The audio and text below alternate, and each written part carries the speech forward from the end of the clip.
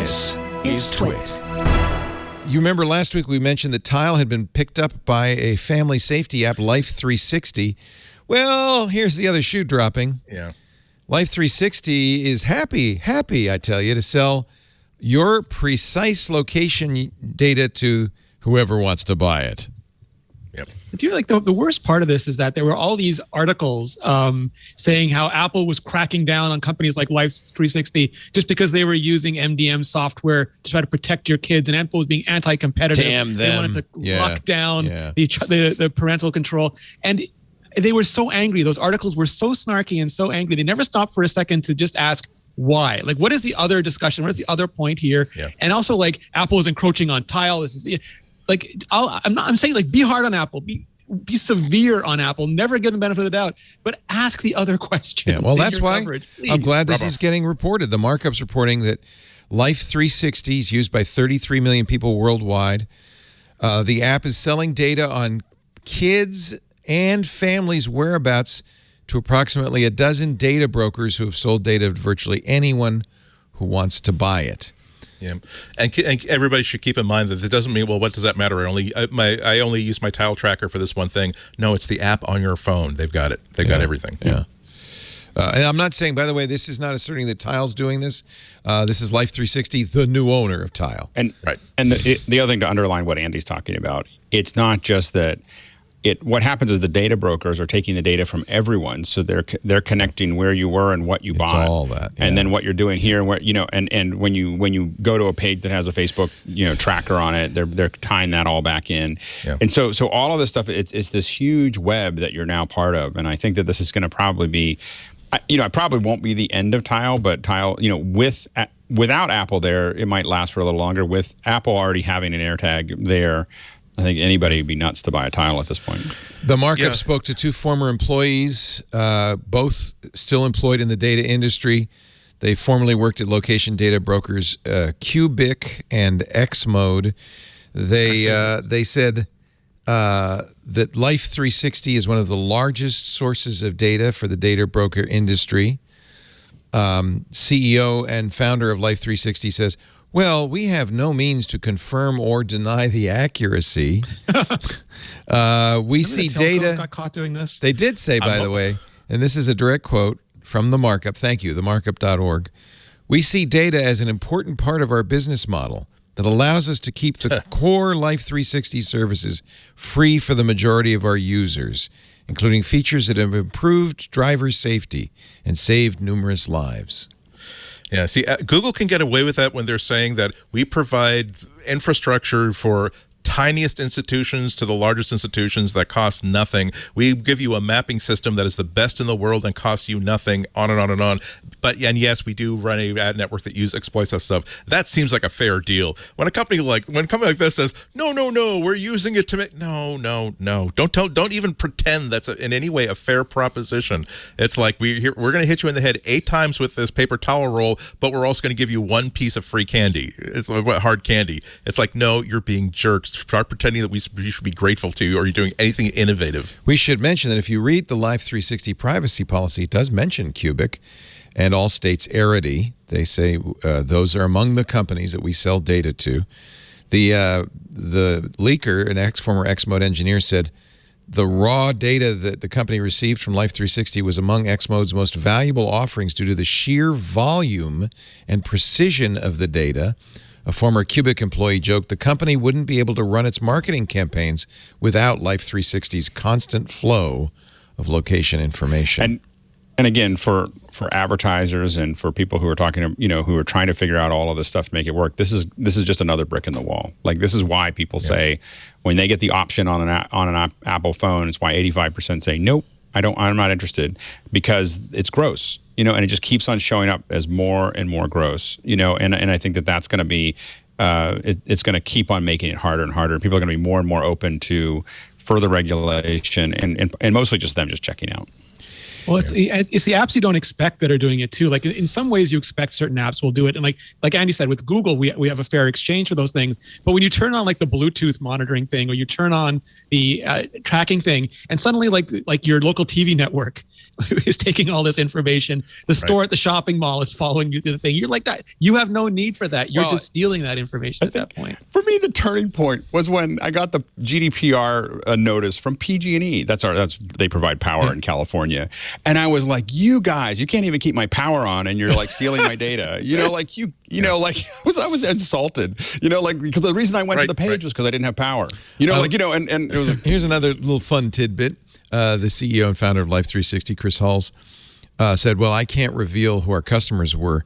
They're about a dozen partners, but I would be supportive of legislation that would require me to reveal that." Yeah. Yes. So they're concerned. They're concerned with privacy, but not for a lot of people. Yeah.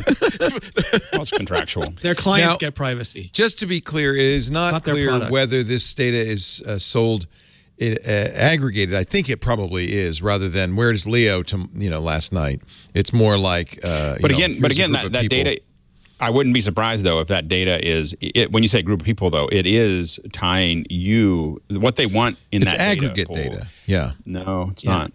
But you can filter it down to a person fairly quickly. They want to tie your position. Cubic spokesperson said the company doesn't sell raw location data, but provides access to an aggregated set of data through its Workbench tool. And by the way, customers include the CDC to track mobility trends during COVID-19. The CDC only exports aggregate privacy-safe analytics for research purposes, which completely anonymizes any individual user data.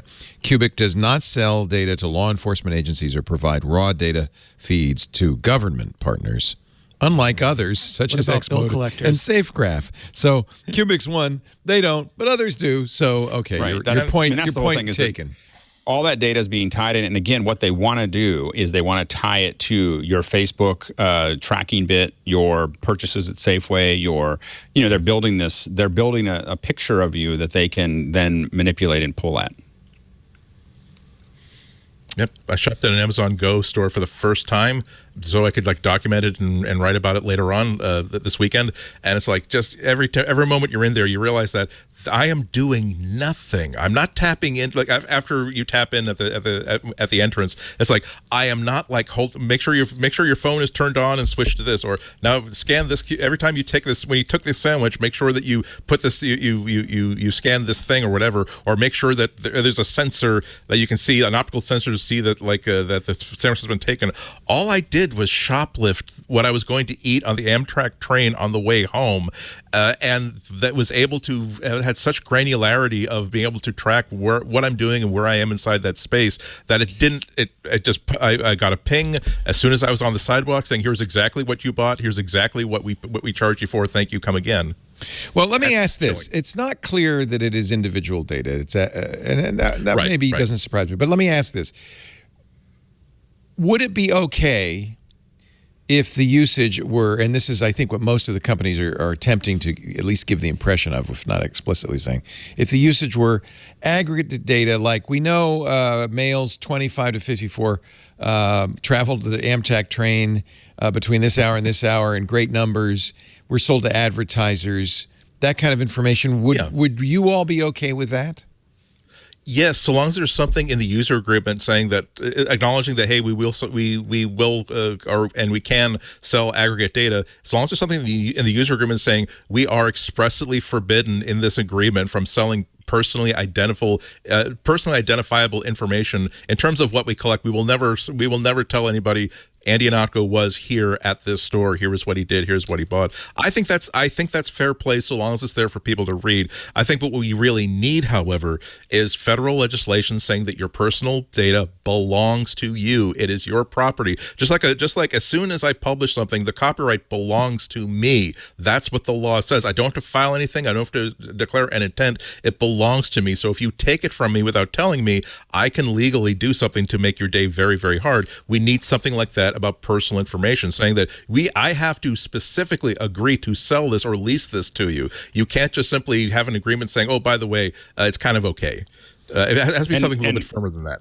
And we have to be clear that with all the apps that are on our phone doing all the different tracking, people can take anonymized data and make it unanonymized. Yeah. Right, They exactly. can, so they can tease all this information out and start tying you directly to it. And that's the real danger. And that's why Apple's giving us the option to turn it off. Here's what the article goes on to say. 2 former Life360 employees also told the markup the company, while it states it anonymizes the data it sells, fails to take necessary precautions to ensure that location histories cannot be tracked back to individuals.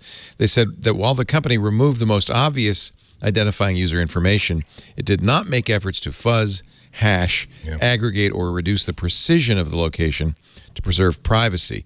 Halls, the CEO, said that all of Life360's contracts prohibit its customers from re-identifying individual users, along with other privacy and safety protective practices. He says they follow industry best practices for privacy, and only certain customers, okay, wow, only certain customers like Cubic receive raw location data. The former Xmode engineer said the company Xmode also received raw data from Life360. The company relies on its customers to obfuscate that data based on their specific applications, says Halls.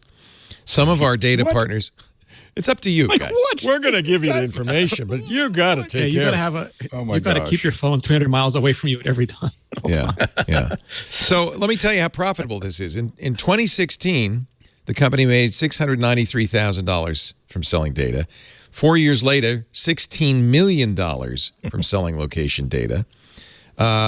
They did have a loss of $16.3 million last year, but I suspect that's partly because they're buying. No one was going anywhere. No one was going anywhere that we couldn't track. Yeah, them. that's They're all right. At home. They're like, but we're they're all also tracking them buying in stuff the living room, in the kitchen, and the The company's expanding its business to include other, quote, digital safety products, data breach alerts, credit monitoring, and identity theft protection features.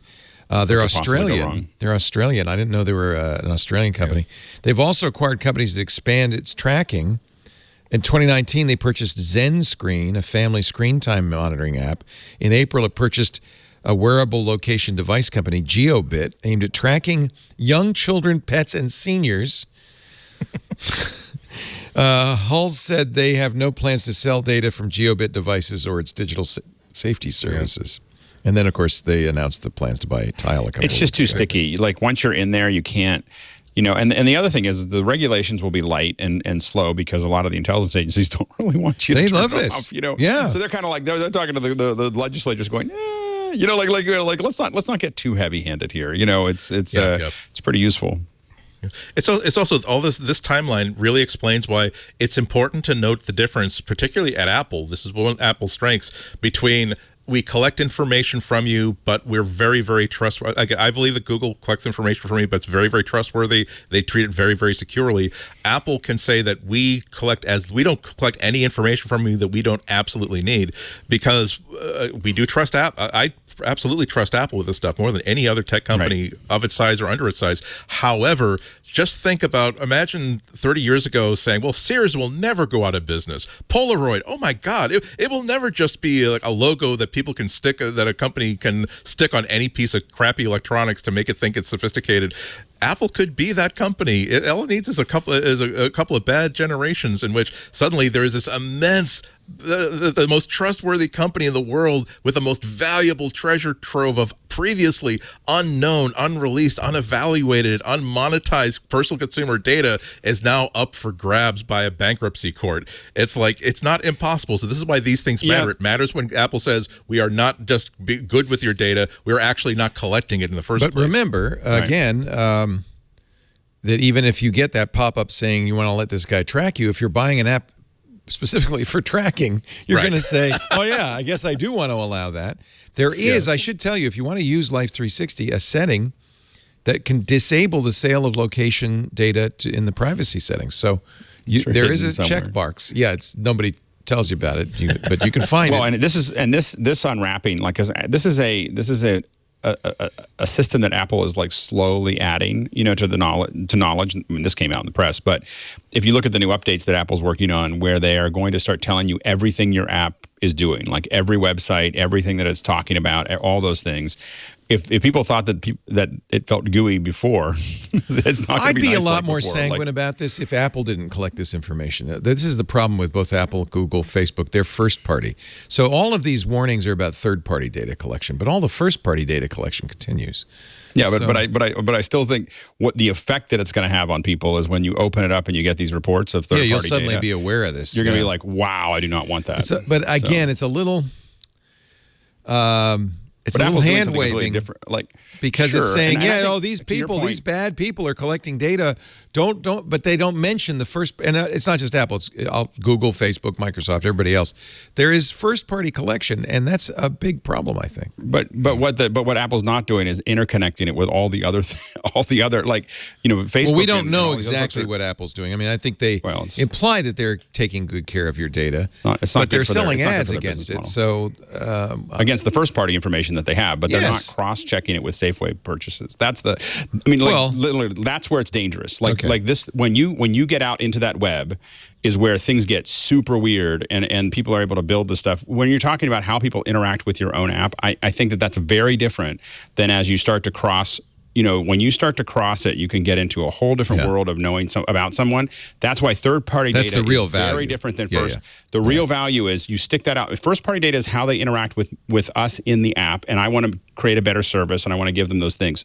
Third-party app is I'm going to connect you with 1,000 other all this information tracking that you're talking about here, plus again what you're buying with your credit card, where you're driving, where you're going, who you're standing next to with 2 iPhones. Like those are the kind of things that, and that's why, you say, oh, I was just talking to this person about this. Well, that person was probably searching something there, and that it knows they search this. Now you're standing next to them. I'm going to send you an ad about that. That's what's happening. That's the part that is super gooey. And so I think it's very important that we don't equate first party and third party as the same thing, because it is not. It is, first party is how to make the app work better. Third party is everything's out there, and it's all being interconnected and you're being used.